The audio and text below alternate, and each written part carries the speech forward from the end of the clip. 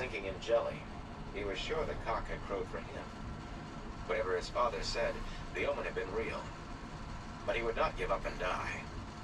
Somehow he had two more daggers out from under his coat, one in either hand.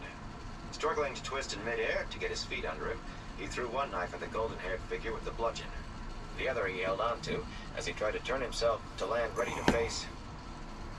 The world lurched back into normal motion, and he landed awkwardly on his side, hard enough to drive the wind out of him.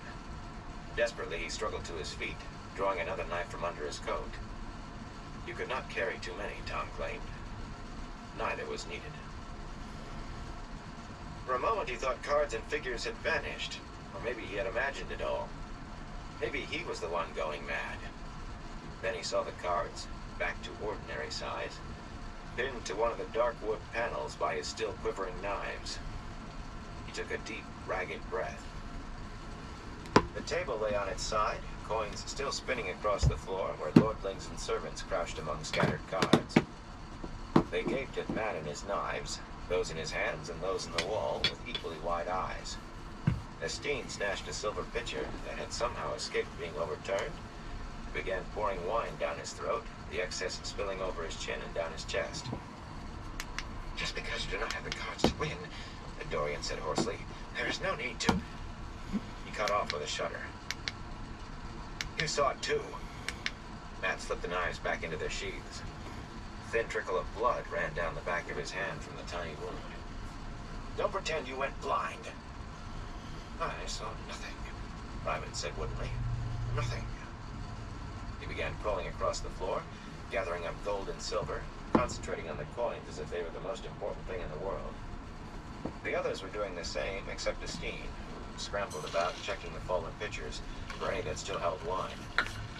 One of the servants had his face hidden in his hands. The other, eyes closed, was apparently praying in a low, breathless whine. With a muttered oath, Matt strode to where his knives pinned the three cards to the panel. They were only playing cards again, just stiff paper with the clear lacquer cracked. The figure of the Amerlin still held a dagger instead of a flame. He tasted blood and realized he was sucking the cut in the back of his hand. Hastily, he wrenched his knives free, tearing each card in half before tucking the blade away. After a moment, he hunted through the cards littering the floor until he found the rulers of coins and wins, and tore them across too. He felt a little foolish. It was over and done with. The cards were just cards again. But he could not help it. None of the young lords crawling about on hands and knees tried to stop him. They scrambled out of his way, not even glancing at him. There would be no more gambling tonight, and maybe not for some nights to come. At least, not with him. Whatever had happened, it had been aimed at him, clearly. Even more clearly, it had to have been done with the one power. They wanted no part of that. "Burn you, Rand," he muttered under his breath. "If you have to go mad, leave me out of it." His pipe lay in two pieces, the stem bitten through cleanly. Angrily, he grabbed his purse from the floor and walked out of the room. In his darkened bedchamber, Rand tossed uneasily on a bed wide enough for 5 people. He was dreaming. Through a shadowy forest, Moraine was prodding him with a sharp stick toward where the Amelin seat waited, sitting on a stump with a rope halter for his neck in her hands. Dim shapes moved half-seen through the trees, stalking, hunting him. Here a dagger blade flashed in the failing light. Over there he caught a glimpse of ropes, ready for binding. Slender and not as tall as his shoulder, Moraine wore an expression he had never seen on her face. Fear. Sweating, she prodded harder, trying to hurry him to the Amelin's halter. Dark friends of the Forsaken in the shadows, the White Tower's leash ahead, and Moraine behind. Dodging Moraine's stick, he fled. "It is too late for that," she called after him. But he had to get back. Back. Muttering, he thrashed on the bed, then was still, breathing more easily for a moment. He was in the waterwood, sunlight slanting through the trees to sparkle in the pond in front of him. There was green moss on the rocks at this end of the pond, and 30 paces away at the other end, a small arc of wildflowers. This was where, as a child, he had learned to swim. "You should have a swim now." He spun around with a start. Min stood there, grinning at him in her boy's coat and breeches, and next to her, Elaine, with her red golden curls in a green silk gown fit for her mother's palace.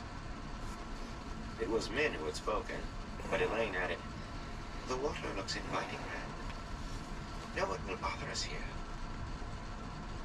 "I don't know," he began slowly.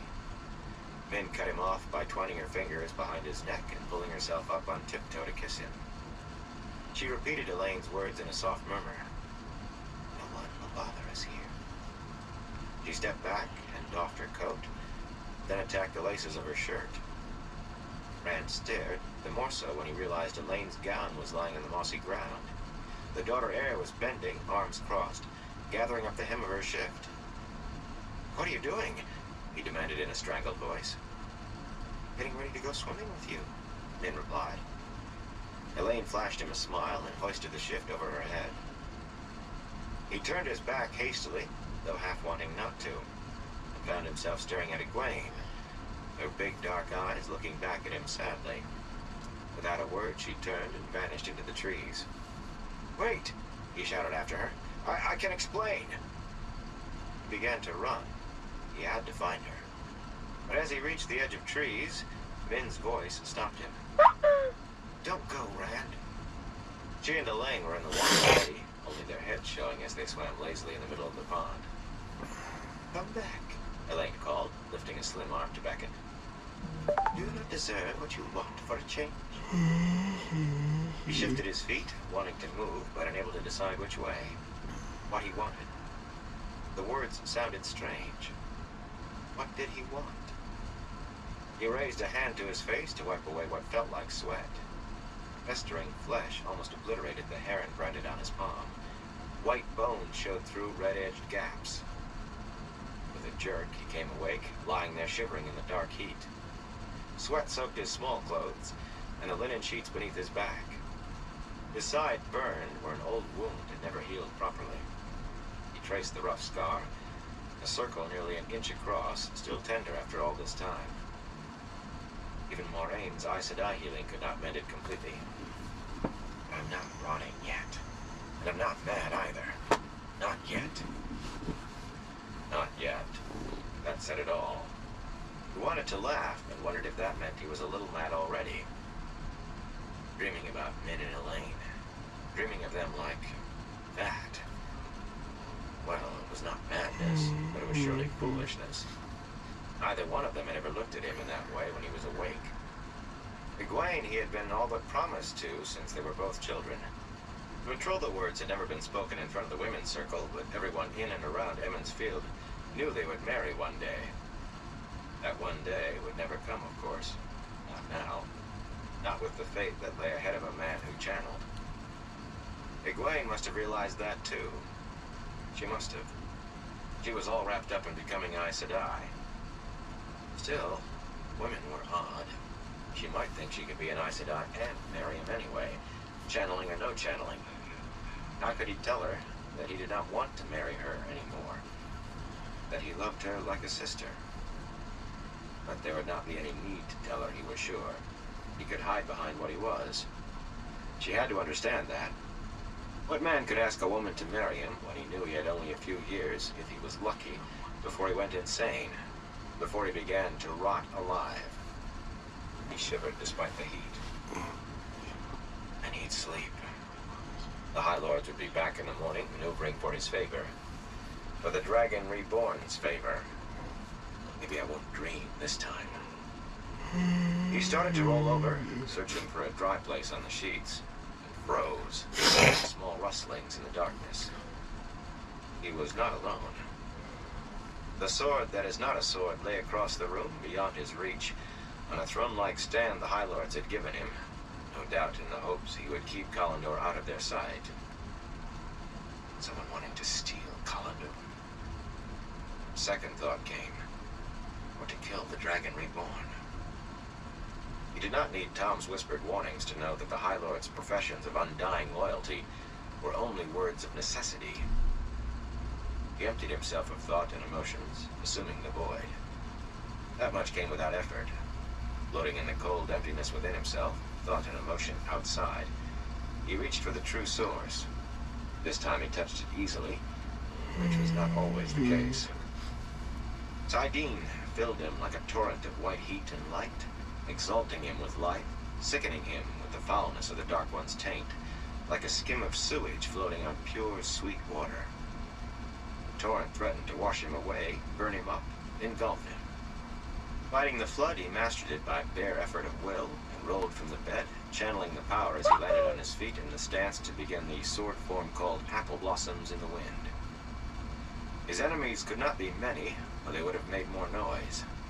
The gently named form was meant for use against more than one opponent. As his feet hit the carpet, a sword was in his hands, with a long hilt and a slightly curved blade, sharp on only one edge. It looked to have been wrought from flame, yet it did not feel even warm. The figure of an Aaron stood black against the yellow red of the blade. In the same instant, every candle and gilded lamp burst alight, small mirrors behind them swelling the illumination. Larger mirrors on the walls, and 2 standing mirrors reflected it further, until he could have read comfortably anywhere in the large room.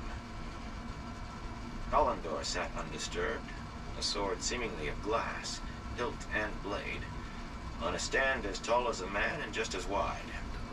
The wood ornately carved and gilded and set with precious stones. The furnishings, too, were all gilded and begemmed. Bed and chairs and benches, wardrobes and chests and washstand. The pitcher and bowl were golden seafolk porcelain, as thin as leaves. The broad Taraban carpet, in scrolls of scarlet and gold and blue, could have fed an entire village for months. Almost every flat surface held more delicate seafolk porcelain, or else goblets and bowls and ornaments of gold worked with silver, and silver chased with gold. On the broad marble mantel over the fireplace, 2 silver wolves with ruby eyes tried to pull down a golden stag a good 3 feet tall. Draperies of scarlet silk embroidered with eagles and thread of gold hung at the narrow windows, stirring slightly in a failing wind. Books lay wherever there was room, leather-bound, wood-bound, some tattered and still dusty from the deepest shelves of the Stone's library. Now, where he had thought to see assassins or thieves, one beautiful young woman stood hesitant and surprised in the middle of the carpet, black hair falling in shining waves to her shoulders. Her thin white silk robe emphasized more than it hid. Berelain, ruler of the city-state of Mayenne, was the last person he had expected. After one wide-eyed start, she made a deep, graceful curtsy that drew her garments tight. I am unarmed, my Lord Dragon. I submit myself to your search, if you doubt me. Her smile suddenly made him uncomfortably aware that he wore nothing but his small clothes. I'll be burned if she makes me scramble around trying to cover myself. The thought floated beyond the void. I didn't ask her to walk in on me, to sneak in. Anger and embarrassment drifted along the borders of emptiness too, but his face reddened all the same. Dimly he was aware of it, aware of the knowledge deepening the flush in his cheeks. So coldly calm within the void, outside he could feel each individual droplet of sweat sliding down his chest and back. It took a real effort of stubborn will to stand there under her eyes. Search her? The line help me. Relaxing his stance, he let the sword vanish, but held the narrow flow connecting him to Saidin. It was like drinking from a hole in a dike, when the whole long mound of earth wanted to give way. The water sweet as honeyed wine, and sickening as a rivulet through a midden. He did not know much of this woman, except that she walked through the stone as if it were her palace in Mayenne. Tom said the first of Mayenne asked questions constantly, of everyone. Questions about Rand. Which might have been natural, given what he was, but they made him no easier in his mind. And she had not returned to Mayenne. That was not natural. She had been held captive in all but name for months until his arrival, cut off from her throne and the ruling of her small nation. Most people would have taken the first opportunity to get away from a man who could channel. What are you doing here? He knew he sounded harsh and did not care. There were Aiel guarding that door when I went to sleep. How did you come past them? Berelain's lips curved up a trifle more. To Rand, it seemed the room had gotten suddenly even hotter. They passed me through immediately when I said I had been summoned by the Lord Dragon. Summoned? I didn't summon anybody. Stop this, he told himself. She's a queen, or the next thing to it. You know as much about the ways of queens as you do about flying. He tried to make himself be civil, only he did not know what to call the first of Mayenne. My lady, that would have to do. Why would I summon you at this time of night? She gave a low, rich laugh, deep in her throat. Even wrapped in emotionless emptiness, it seemed to tickle his skin, make the hairs stir on his arms and legs. Suddenly he took in her clinging garb as if for the first time, and felt himself go red all over again. She can't mean... Can she? I'd have never said 2 words to her before. Perhaps I wish to talk, my Lord Dragon. She let the pale robe fall to the floor, revealing an even thinner white silk garment he could only call a nightgown. It left her smooth shoulders completely bare and exposed a considerable expanse of pale bosom. He found himself wondering distantly what held it up. It was difficult not to stare. You are a long way from your home, like me. The nights especially seem lonely. Tomorrow, I will be happy to talk with you. But during the day, people surround you. Petitioners, high lords. I yield. She gave a shiver. He told himself he really ought to look away, but he could as easily have stopped breathing. He had never before been so aware of his own reactions when wrapped in the void. The Aiel frighten me, and I do not like Tyrant lords of any sort. About the Tyrants, he could believe her, but he did not think anything frightened this woman. Burn me, she's in a strange man's bedchamber in the middle of the night, only half-dressed, and I'm the one who's jumpy as a cat in a dog run, void or no. It was time to put an end to things before they went too far. It would be better if you returned to your own bedchamber, my lady. Part of him wanted to tell her to put on a cloak, too. A thick cloak. Part of him did. It is really too late for talking. Tomorrow, in daylight. She gave him a slanted, quizzical look. Have you absorbed stuffy tyrant ways already, my Lord Dragon? Or is this reticence something from your 2 rivers? We are not so formal in Mayenne. My lady, he tried to sound formal. If she did not like formality, that was what he wanted. I am promised to Egwene Alvear, my lady. You mean the Aes Sedai, my Lord Dragon? If she really is Aes Sedai, she is quite young, perhaps too young, to wear the ring and the shawl. Berylane spoke as if Egwene were a child, though she herself could not be more than a year older than Rand, if that. And a little over 2 years on Egwene. My Lord Dragon, I do not mean to come between you. Marry her if she is Green Ajah. I would never aspire to wed the Dragon Reborn himself. Forgive me if I overstep myself. But I told you we are not so formal in Mayenne. May I call you Rand? Rand surprised himself by sighing regretfully. There had been a glint in her eye, a slight shift of expression, gone quickly when she mentioned marrying the Dragon Reborn. If she had not considered it before, she had now. The Dragon Reborn, not Rand al'Thor. The man of prophecy, not the shepherd from the 2 rivers. He was not shocked, exactly. Some girls back home mooned over whoever proved himself fastest or strongest in the games of Beltane and Sunday. And now and again a woman set her eyes on the man with the richest fields or the largest flocks. It would have been good to think she wanted Rand al'Thor. It is time for you to go, my lady, he said quietly. She stepped closer. I can feel your eyes on me, Rand. Her voice was smoky heat. I am no village girl tied to her mother's apron. And I know you want... Do you think I'm made of stone, woman?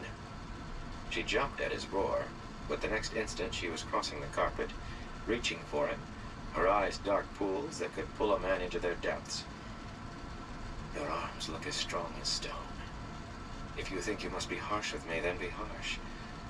so long as you hold me. Her hands touched his face. Sparks seemed to leap from her fingers. Without thinking, he channeled the flows still linked to him, and suddenly she was staggering back, eyes wide with startlement, as if a wall of air pushed her. It was air, he realized. He did things without knowing what he was doing more often than he did know. At least once done, he could usually remember how to do them again.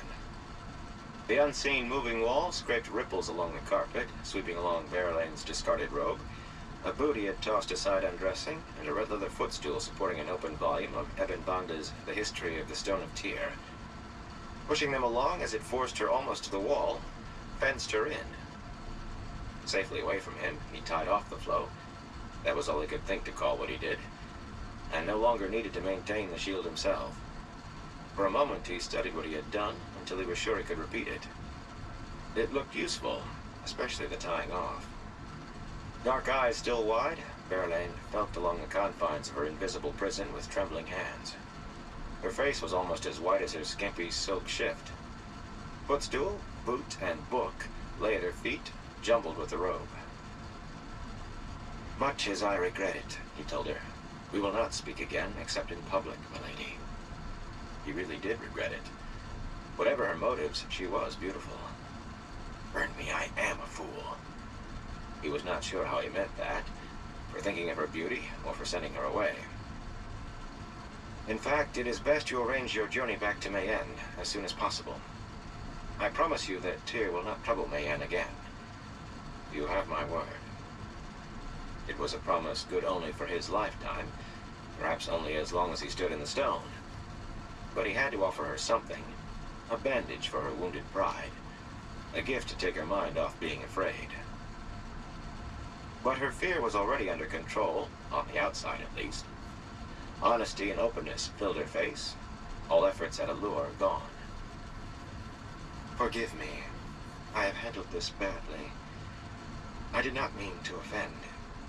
In my country, a woman may speak her mind to a man freely, or he to her. Rand, you must know that you are a handsome man, tall and strong. I would be the one made of stone if I did not see it and admire. Please do not send me away from you. I will beg it if you wish.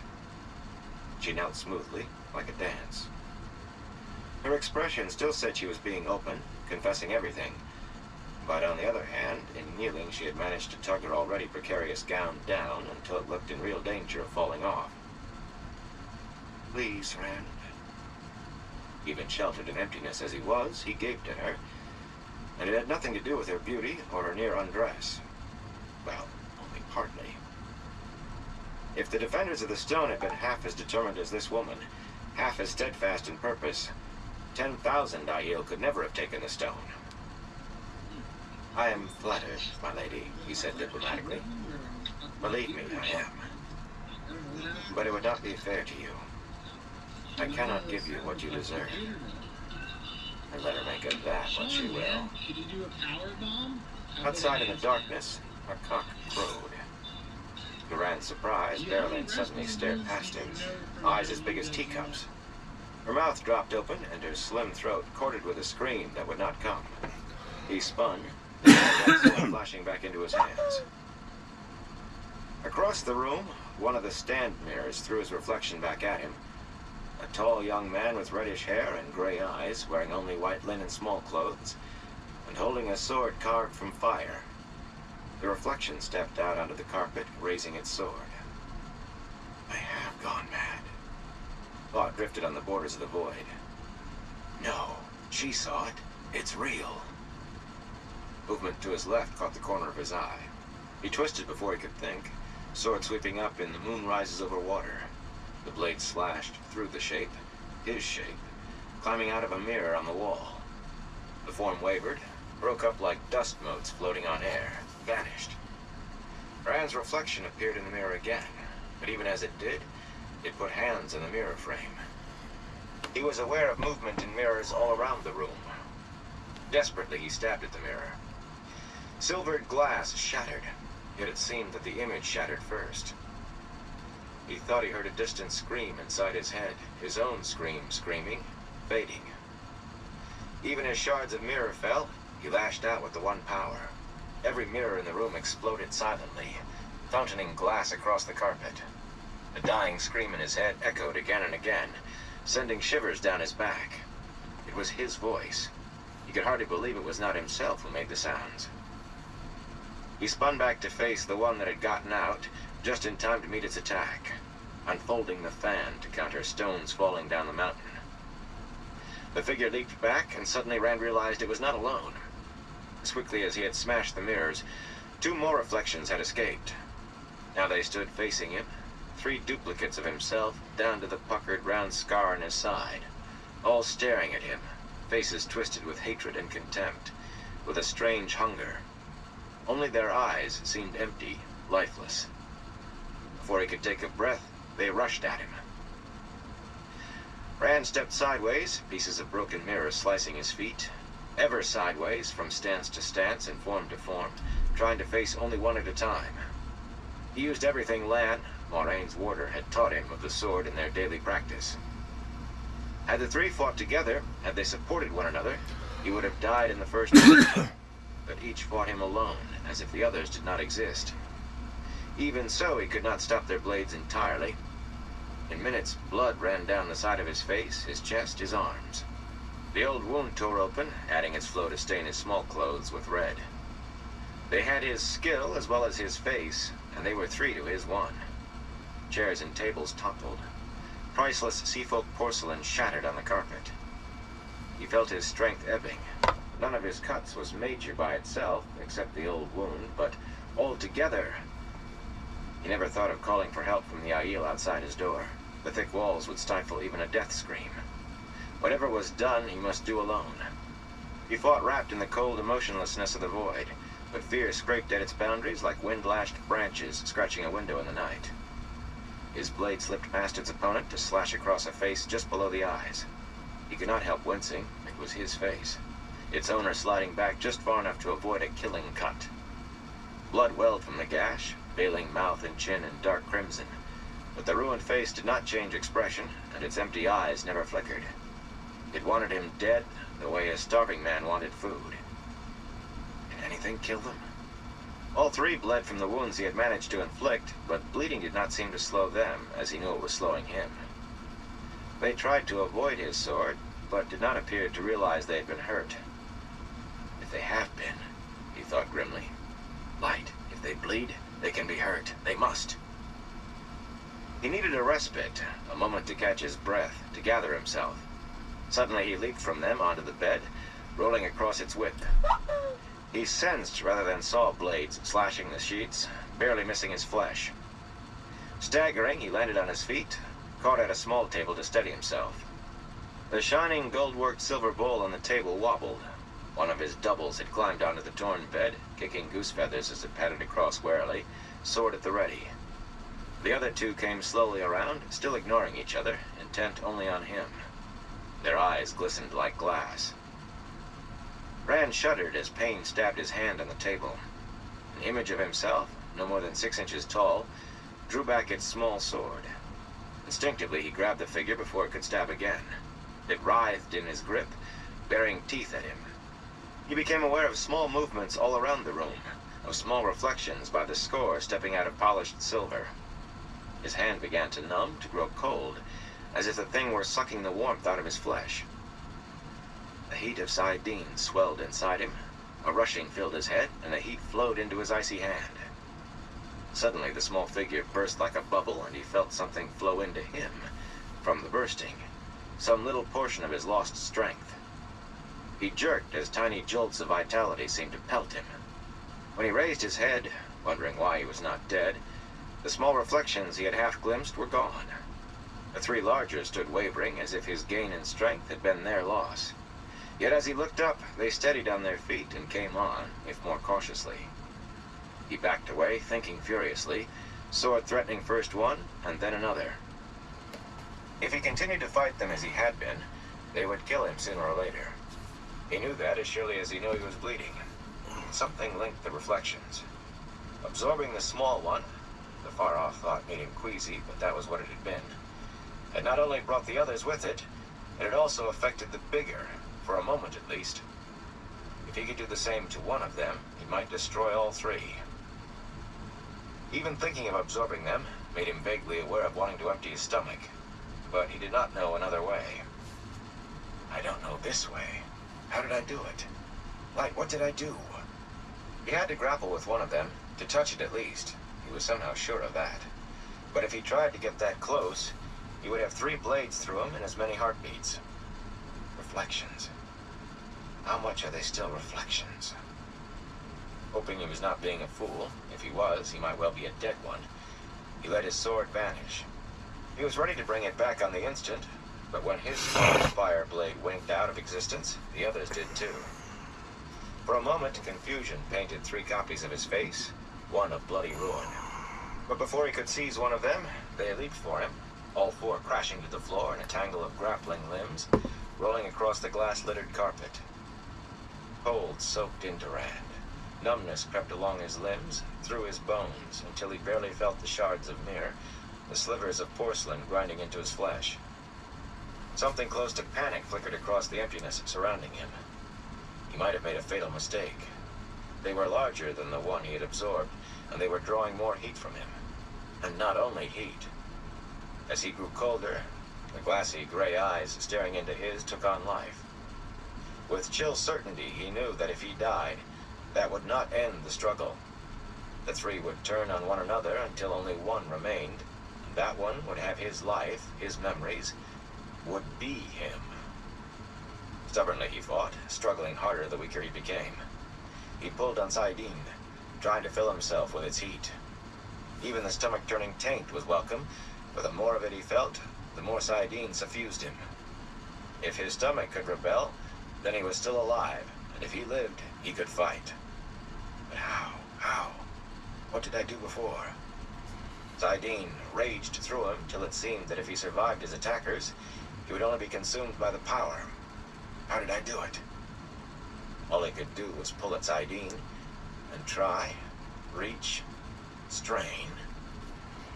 One of the 3 vanished. Rand felt it slide into him. It was as if he had fallen from a height, flat on the stony ground. And then the other 2 together. The impact flung him onto his back, where he lay staring up at the worked plaster ceiling with its gilded bosses, lay luxuriating in the fact that he was still breathing.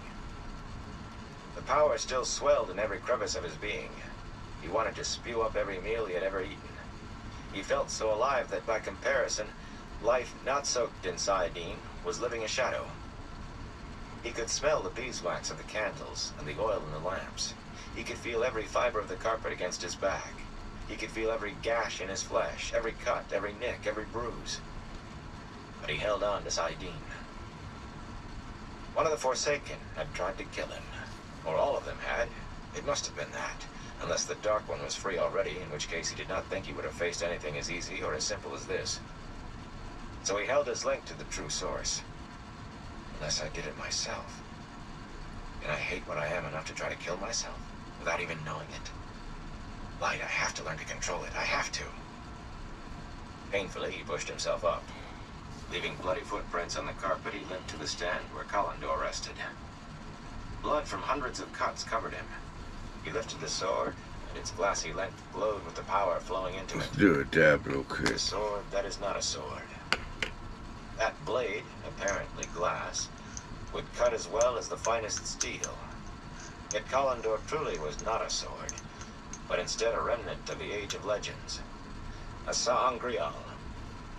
With the aid of one of the relatively few Angreal, known to have survived the War of the Shadow and breaking of the world, it was possible to channel flows of the one power that would have burned the channeler to ash without it. With one of the even rarer Sa'angreal, the flows could be increased as much over those possible with an Angreal as an Angreal increased them over channeling naked. And Kalendor, usable only by a man, linked to the Dragon Reborn through 3,000 years of legend and prophecy, was one of the most powerful Sa'angreal ever made.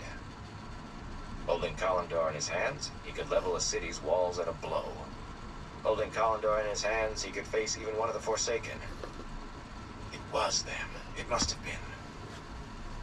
Abruptly, he realized he had not heard a sound from Bearlane. Half fearing to see her dead, he turned. Still kneeling, she flinched.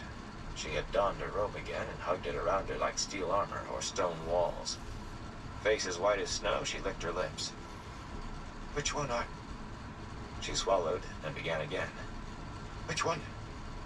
She could not finish it. "I am the only one there is," he said gently. "The one you are treating as if we were betrothed."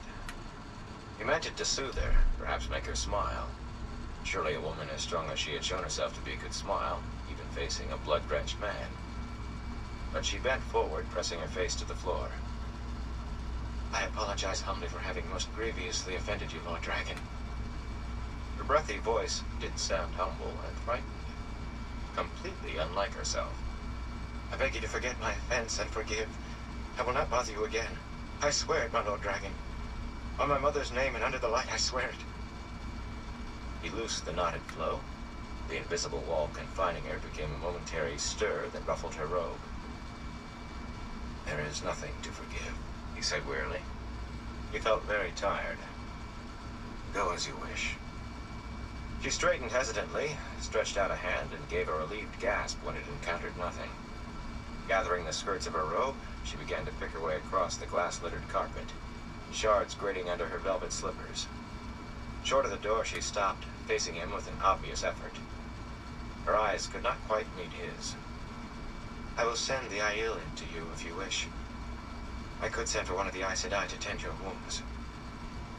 She would as soon be in a room with a Murkroll now, or the Dark One himself. But she's no milksop. "Thank you," he said quietly, "but no. I would appreciate it if you told no one what happened here. Not yet. I will do what needs to be done." It had to be the Forsaken. "As my Lord Dragon commands." She gave him a tight curtsy and hurried out, perhaps afraid he might change his mind about letting her go. "As soon the Dark One himself," he murmured as the door closed behind her. Limping to the foot of the bed, he lowered himself into the chest there and laid Kalandor across his knees, bloody hands resting on the glowing blade. With that in his hands, even one of the Forsaken would fear him. In a moment, he would send for Moraine to heal his wounds. In a moment, he would speak to the Aiel outside and become the Dragon Reborn again. But for now, he only wanted to sit and remember a shepherd named Rand al'Thor. Chapter 3. Reflection. Despite the hour, a good many people were hurrying through the stone's wide corridors, a steady trickle of men and women in the black and gold of stone servants, or the livery of one High Lord or another. Now and again a defender or two appeared, bareheaded and unarmed, some with their coats undone. The servants bowed or curtsied to Perrin and Fail if they came close, then hurried on with hardly a pause. Most of the soldiers gave a start on seeing them. Some bowed stiffly, hand to heart, but one and all quickened their steps as if eager to be away. Only one lamp in 3 or 4 was lit. In the dim stretches between their tall stands, shadows blurred the hanging tapestries and obscured the occasional chest against the wall. For any eyes but Perrin's, they did. His eyes glowed like burnished gold in those murky lengths of hall. He walked quickly from lamp to lamp and kept his gaze down unless he was in full light. Most people in the stone knew about his strangely colored eyes, one way or another. None of them mentioned it, of course. Even Fail seemed to assume the color was part of his association with an Aes Sedai, something that simply was, to be accepted but never explained. Even so, a prickling always ran across his back whenever he realized that a stranger had seen his eyes shining in the dark. When they held their tongues, the silence only emphasized his apartness. "I wish they wouldn't look at me like that," he muttered as a grizzled defender twice his age came close to running once he had passed. "As though they are afraid of me. They haven't before, not this way. Why aren't all these people in bed?" A woman carrying a mop and a bucket bobbed a curtsy and scurried by with her head down. Her arm twined through his. Fail glanced at him. "I would say the guards are not supposed to be in this part of the stone unless they are on duty. A good time to cuddle a maid on a lord's chair and maybe pretend they are the lord and lady, while lord and lady are asleep. They are probably worried that you might report them." And servants do most of their work at night. Who would want them underfoot, sweeping and dusting and polishing in daylight? Perrin nodded doubtfully. He supposed she would know about such things from her father's house. A successful merchant likely had servants, and guards for his wagons. At least these folk were not out of their beds because what had happened to him had happened to them too. If that were the case, they would be out of the stone altogether and likely still running. But why had he been a target, singled out, as it seemed? He was not looking forward to confronting Rand, but he had to know. Faile had to stretch her stride to keep up with him. For all its splendor, all the gold and fine carving and inlays, the interior of the stone had been designed for war as much as its exterior had been. Murder holes dotted the ceiling wherever corridors crossed.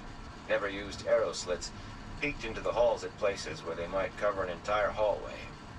He and Faile climbed narrow curving staircase after narrow curving staircase, all built into the walls or else enclosed, with more arrow slits looking down on the corridor below. None of this design had hampered the Aiel, of course, the first enemy ever to get beyond the outer wall. As they trotted up one of the winding stairs, Perrin did not realize they were trotting, though he would have been moving faster if not for Faile on his arm. He caught a whiff of old sweat and a hint of sickly sweet perfume. But they registered only in the back of his brain. He was caught up in what he was going to say to Rand. "Why did you try to kill me? Are you going mad already?" There was no easy way to ask, and he did not expect easy answers. Stepping out into a shadowed corridor nearly at the top of the stone, he found himself staring at the backs of a High Lord and two of the nobleman's personal guards. Only the defenders were allowed to wear armor inside the stone, but these three had swords at their hips. That was not unusual, of course, but their presence here, on this floor, in the shadows, staring intently at the bright light at the far end of the hall, that was not usual at all. That light came from the anteroom in front of the chambers Rand had been given, or taken, or maybe been pushed into by Moraine. Perrin and Faile had made no effort to be quiet in climbing the stairs, but the three men were so intent in their watching that none of them noticed the new arrivals at first. Then one of the blue-coated bodyguards twisted his head as if working a cramp in his neck. His mouth dropped open when he saw them. Biting off an oath, the fellow whirled to face Perrin, bearing a good hand of his sword blade. The other was only a heartbeat slower. Both stood tensed, ready, but their eyes shifted uneasily, sliding off Perrin's. They gave off a sour smell of fear. So did the High Lord, though he had his fear tightly reined. The High Lord Torian, white streaking his dark pointed beard, moved languidly, as if at a ball. Pulling a too sweetly scented handkerchief from his sleeve, he dabbed at a knobby nose that appeared not at all large when compared with his ears. A fine silk coat with red satin cuffs only exaggerated the plainness of his face. He eyed Perrin's shirt sleeves and dabbed his nose again, before inclining his head slightly. "The light," he said politely. His glance touched Perrin's yellow stare and flinched away, though his expression did not change. "You are well, I trust?" Perhaps too politely. Perrin did not really care for the man's tone, but the way Torian looked Faile up and down, with a sort of casual interest, clenched his fists. He managed to keep his voice level, though. "Light illumine you, High Lord Torian. I am glad to see you help keeping watch over the Lord Dragon. Some men in your place might resent him being here." Torian's thin eyebrows twitched. "Prophecy has been fulfilled, and Tyr has fulfilled its place in that prophecy. Perhaps the Dragon Reborn will lead Tyr to a still greater destiny. What man could resent that? But it is late. Good night." He eyed Faile again, pursing his lips, and walked off down the hall just a bit too briskly, away from the anteroom's lights. His bodyguards heeled him like well-trained dogs. "There was no need for you to be uncivil," Faile said in a tight voice when the High Lord was out of hearing. "You sounded as if your tongue were frozen iron. If you do intend to remain here, you had better learn to get on with the Lords." He was looking at you as if he wanted to dandle you on his knee. "And I do not mean like a father." She sniffed dismissively. "He is not the first man ever to look at me." If he found the nerve to try more, I could put him in his place with a frown and a glance. I do not need you to speak for me, Perrin Ibarra. Still, she did not sound entirely displeased. Scratching his beard, he peered after Torian, watching the High Lord and his guards vanish around a distant corner. He wondered how the Tyrant Lords managed without sweating to death. Did you notice, Fail? His men did not take their hands off their swords until he was 10 paces clear of us. He the 3 and nodded slowly. You're right, but I do not understand. They do not bow and scrape the way they do for him, but everyone walks as warily around you and Matt as they do around the Aes Sedai. Maybe being a friend of the Dragon Reborn isn't as much protection as it used to be.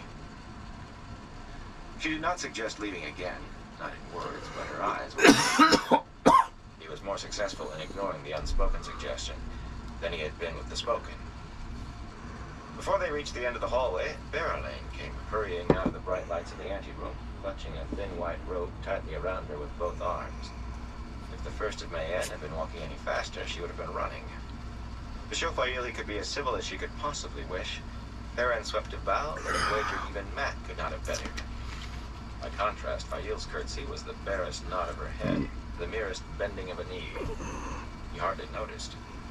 As Berylane rushed past them without a glance, the smell of fear, rank and raw as a festering wound, made his nostrils twitch. Beside this, Torian's fear was nothing. This was mad panic tied with a frayed rope. He straightened slowly, staring after her. Filling your eyes? Fail asked softly. Intent on Berylane, wondering what had driven her so near the brink, he spoke without thinking. She smelled them. Far down the corridor, Torian suddenly stepped out of a side hallway to seize Berylane's arm. He was talking in Torrent, but Perrin could not make out more than a handful of scattered words. Something about her overstepping herself in her pride, and something else that seemed to be Torian offering her his protection. Her reply was short, sharp, and even more inaudible, delivered with lifted chin. Pulling herself free roughly, the First of Mayenne walked away, back straight and seemingly more in command of herself. On the point of following, Torian saw Perrin watching. Dabbing at his nose with his handkerchief, the High Lord vanished back into the crossing corridor. I do not care if she smelled of the essence of dawn, Fail said darkly. That one is not interested in hunting a bear, however fine his hide would look stretched on a wall. She hunts the sun. He frowned at her. The sun? A bear? What are you talking about? You go on by yourself. I think I will go to my bed after all. If that's what you want, he said slowly. But I thought you were as eager to find out what happened as I am. I think not. I'll not pretend I'm eager to meet thee, Rand. Not after avoiding it until now. And now I am especially not eager. No doubt the two of you will have a fine talk without me, especially if there's wine. You don't make any sense, he muttered, scrubbing a hand through his hair. If you want to go to bed, then fine. But I wish you would say something I understand. For a long moment she studied his face, then suddenly bit her lip. He thought she was trying not to laugh. Oh, Baron, sometimes I believe it is your innocence I enjoy most of all. Sure enough, traces of laughter silvered her voice. You go on to be your friend and tell me of it in the morning, as much as you want to. She pulled his head down to brush his lips with a kiss, and, as quick as the kiss, ran back down the hallway. Shaking his head, he watched until she turned into the stairs with no sign of Torian. Sometimes it was as if she spoke another language. He headed toward the lights. The anteroom was a round chamber 50 paces or more across. 100 gilded lamps hung on golden chains from its high ceiling. Polished redstone columns made an inner ring, and the floor appeared to be one huge slab of black marble streaked with gold. It had been the anteroom of the king's chambers in the days when Tyr had kings, before Archer Hawkwing put everything from the spine of the world to the Arith Ocean under one wing. The Tyran kings had not returned when Hawkwing's empire collapsed, and for 1,000 years the only inhabitants of these apartments had been mice tracking through dust. No High Lord had ever had enough power to dare claim them for his own. A ring of 50 defenders stood rigidly in the middle of the room, breastplates and rimmed helmets gleaming, spears all slanted at exactly the same angle. Facing every direction as they did, they were supposed to keep all intruders from the current Lord of the Stone. Their commander, a captain by two short white cloaks, held himself only a trifle shortly. He posed on his sword hilt and the other on his hip, self-important with his duty. They all smelled of fear and uncertainty, like men who lived under a crumbling cliff, and had almost managed to convince themselves it would never fall, or at least not tonight. Next hour. Perrin walked on by them, his boot heels making echoes. The officer started toward him, then did not stop to be challenged. He knew who Perrin was, of course. At least he knew as much as any tyrant knew. Traveling companion of Aes Sedai, friend of the Lord Dragon.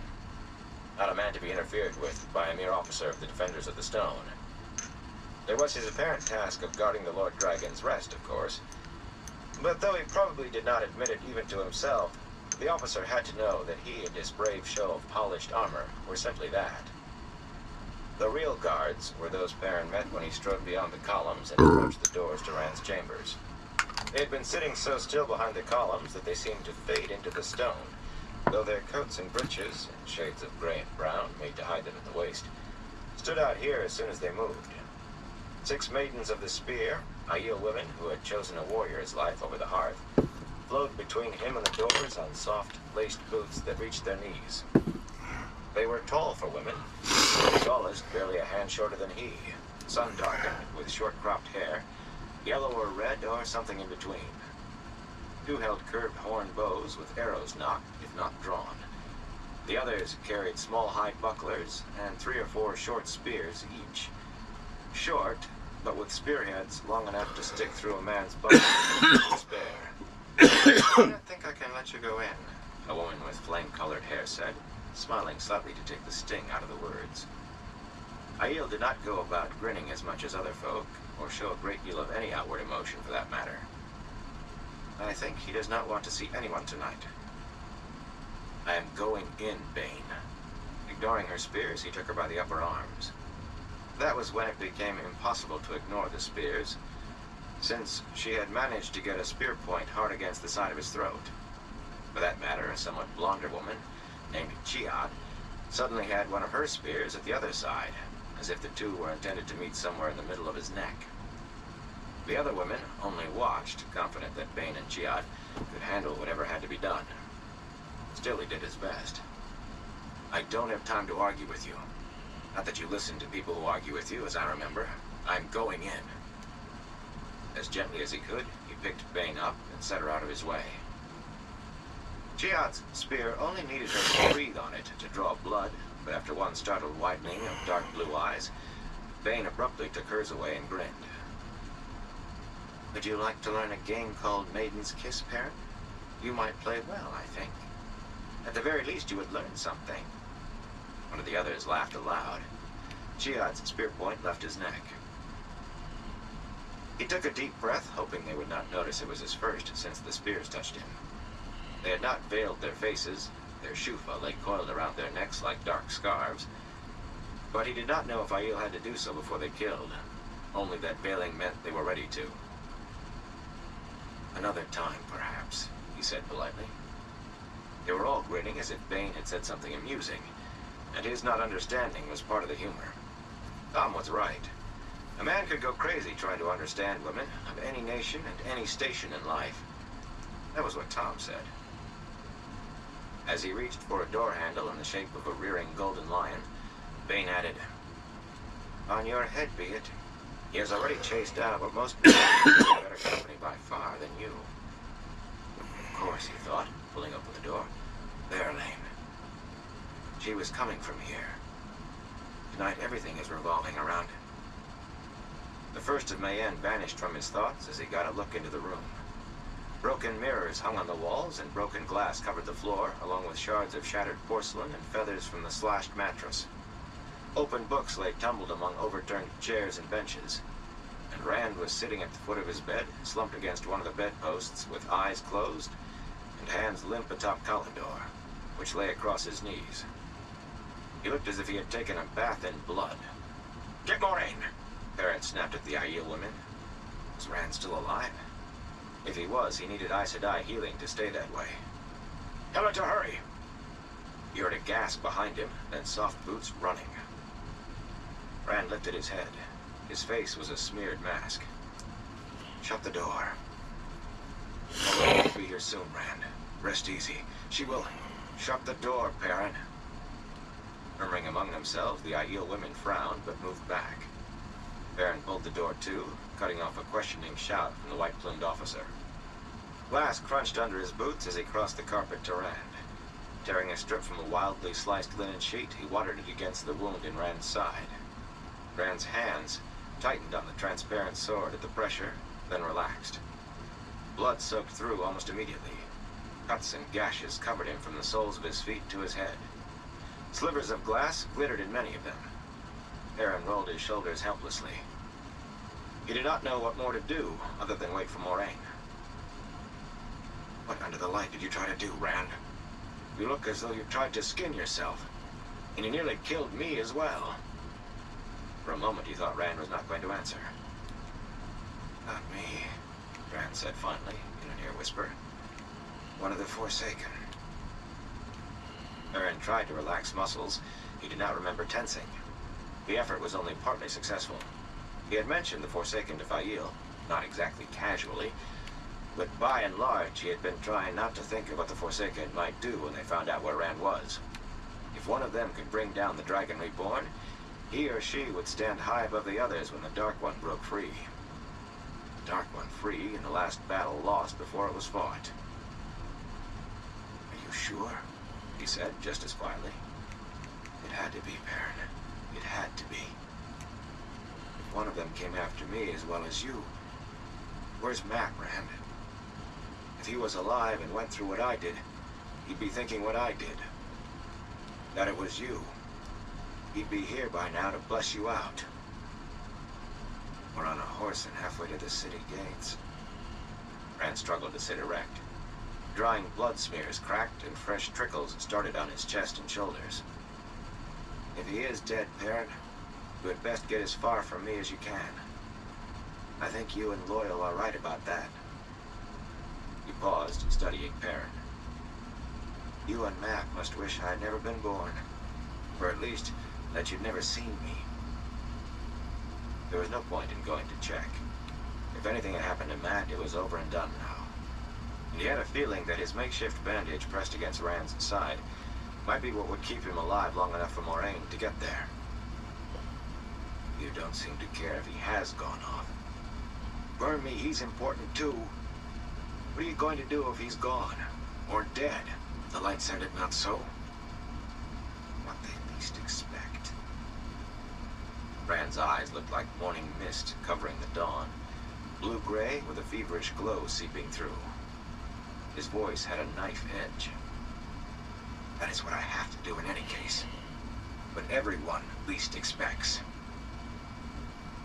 Perrin took a slow breath. Rand had a right to taut nerves. It was not a sign of incipient madness. He had to stop watching for signs of madness. Those signs would come soon enough, and watching would do nothing but keep his stomach tied in knots. "What's that?"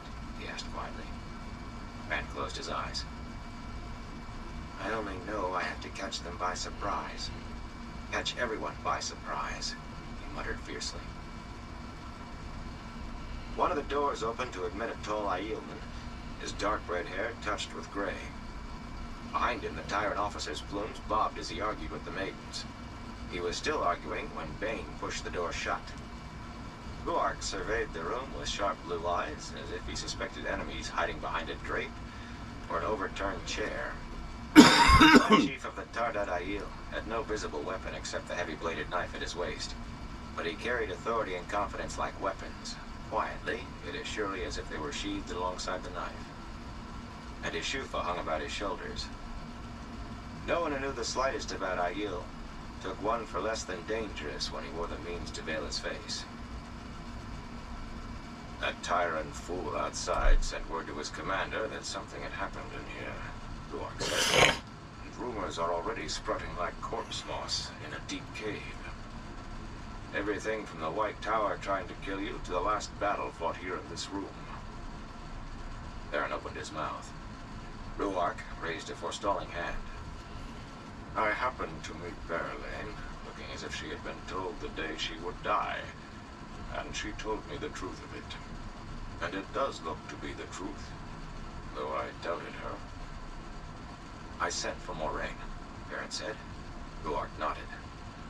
Of course, the maidens would have told him everything they knew. Rand gave a painful bark of a laugh. I told her to keep quiet. It seems the Lord Dragon doesn't rule Mayenne. He sounded more wryly amused than anything else. I have daughters older than that young woman, Ruark said. I do not believe she will tell anyone else. I think she would like to forget everything that happened tonight. And I would like to know what happened, Moraine said, gliding into the room. Slight and slender as she was, Ruark towered over her as much as the man who followed her in, Lan, her warder. But it was the Aes Sedai who dominated the room. She must have run to come so fast, but she was calm as a frozen lake now. It took a great deal to ruffle Moraine's serenity. Her blue silk gown had a high lace neck and sleeves slashed with darker velvet, but the heat and humidity did not appear to touch her.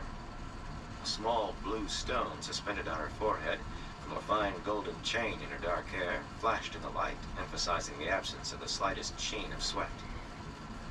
As always when they met, Lan's and Ruark's icy blue stares nearly struck sparks. A braided leather cord held Lan's dark hair, gray streaks on the temples. His face looked to have been carved from rock, all hard planes and angles, and his sword rode his hip like part of his body. Perrin was not sure which of the two men was more deadly, but he thought a mouse could starve on the difference. The warder's eyes swung to Rand. I thought you were old enough to shave without someone to guide your hand. Ruark smiled, a slight smile, but the first Perrin had ever seen from him in Lan's presence. He is young yet. He will learn. Lan glanced at the Aielman, then returned the smile, just as slightly. Moraine gave the two men a brief, withering look. She did not seem to pick her way as she crossed the carpet, but she stepped so lightly, holding her skirts up, that not one shard of glass crunched under her slippers. Her eyes swept around the room, taking in the smallest details, Perrin was sure. For a moment she studied him. He did not meet her gaze. She knew too much about him for comfort, but she bore down on Rand like a silent, silken avalanche, icy and inexorable. Perrin dropped his hand and moved out of her way. The wadded cloth stayed against Rand's side, held by congealing blood. From head to foot, the blood was beginning to dry in black streaks and smears. The slivers of glass in his skin glittered in the lamplight. Moraine touched the blood-caked cloth with her fingertips, then took her hand back as though changing her mind about looking underneath. Perrin wondered how the Aes Sedai could look at Rand without wincing, but her smooth face did not change. She smelled faintly of rose-scented soap. At least you are alive. Her voice was musical, a chill, angry music at the moment. What happened can wait. Try to touch the true source. Why? Rand asked in a wary voice. I cannot heal myself, even if I knew how to heal. No one can, I know that much. For the space of a breath, Moraine seemed on the point of an outburst, strange as that would have been.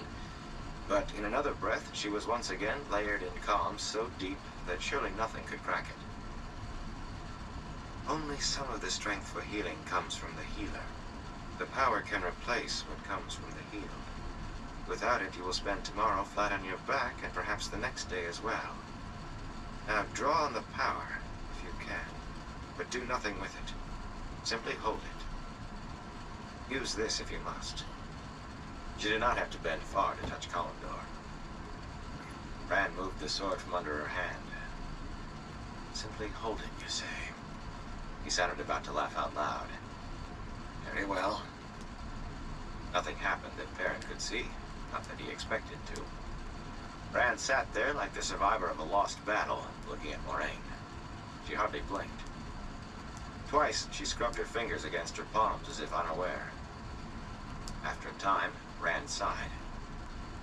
I cannot even reach the void. I can't seem to concentrate. A quick grin cracked the blood drying on his face. I do not understand why. A thick red thread snaked its way down past his left eye. Then I will do it as I always have, Moraine said, and took Rand's head in her hands, careless of the blood that ran over her fingers. Rand lurched to his feet with a roaring gasp, as if all the breath were being squeezed from his lungs, back arching so his head nearly tore free of her grasp. One arm flung wide, fingers spread and bending back so far it seemed they must break. The other hand clamped down on Collindor's hilt, the muscles of that arm knotting visibly into cramps. He shook like cloth caught in a windstorm. Dark flakes of dried blood fell and bits of glass tinkled onto the chest and floor, forced out of cuts closing up and knitting themselves together. Perrin shivered as if that windstorm roared around him. He had seen healing done before, that and more, greater and worse. But he could never be complacent about seeing the power used, about knowing it was being used, not even for this. Tales of Aes Sedai told by merchants, guards, and drivers had embedded themselves in his mind long years before he met Moraine. Rhuarc smelled sharply uneasy. Only Lan took it as a matter of course. Lan and Moraine. Almost as soon as it began, it was done. Moraine took her hands away, and Rand slumped, catching the bedpost to hold himself on his feet. It was difficult to say whether he clutched the bedpost or Collindor more tenaciously. When Moraine tried to take the sword to replace it on the ornate stand against the wall, he drew it away from her firmly, even roughly. Her mouth tightened momentarily, but she contented herself with pulling the wad of cloth from his side, using it to scrub away some of the surrounding smears. The old wound was a tender scar again. The other injuries were simply gone. The mostly dried blood that still covered him could have come from someone else. Moraine frowned. It still does not respond, she murmured, half to herself. It will not heal completely. That is the one that will kill me, isn't it? He asked her softly, then quoted. On the rocks of Shale Ghul, washing away the shadow. Sacrifice for man's salvation.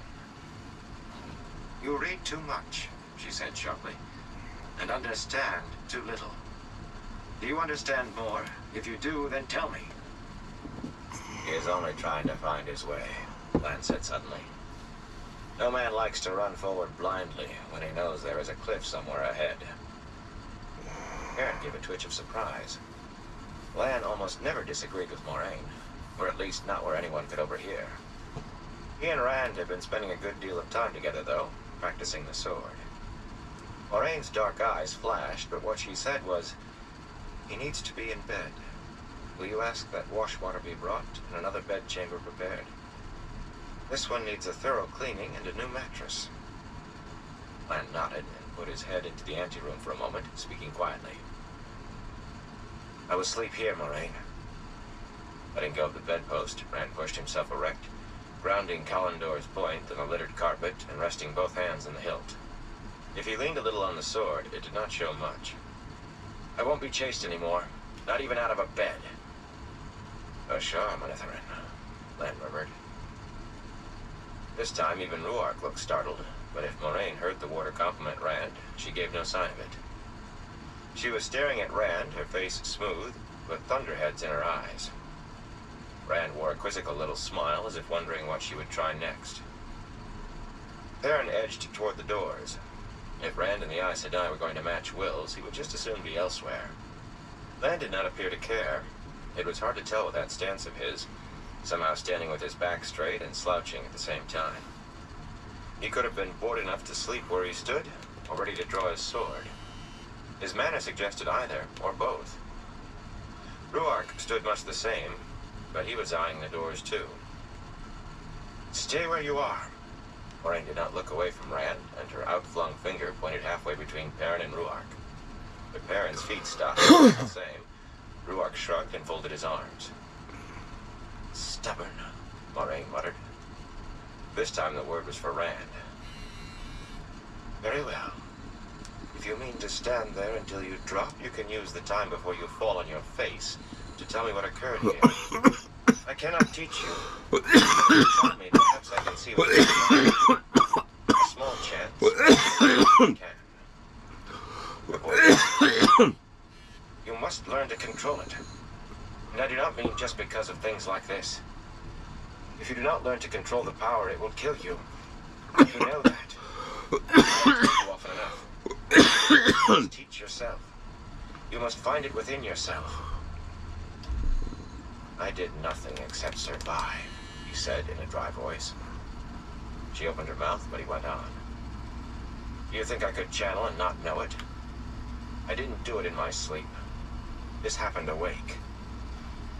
He wavered and caught himself on the sword. Even if you could not channel anything but spirit asleep, Moraine said coolly, and this was never done with spirit. I was about to ask what did happen. Perrin felt his hackles rising as Rand told his story. The axe had been bad enough, but at least the axe was something solid, something real. To have your own reflection jump out of mirrors at you. Unconsciously, he shifted his feet, trying not to stand under fragments of glass.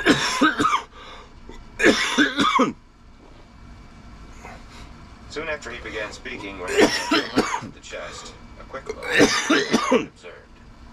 After a moment, the slivers of silvered glass that were scattered across the lid of the chest stirred and slid off onto the carpet as though pushed by an unseen broom. Rand exchanged looks with Moraine, then sat down slowly and went on. Perrin was not sure which of them had cleared the chest top. There was no mention of Berelain in the tale. It must have been one of the Forsaken, Rand finished at last. Maybe Samael. You said he's in Ilion. Unless one of them is here in Tyr. Did Samael reach the stone from Ilion? Not even if he held Kalandor, Moraine told him.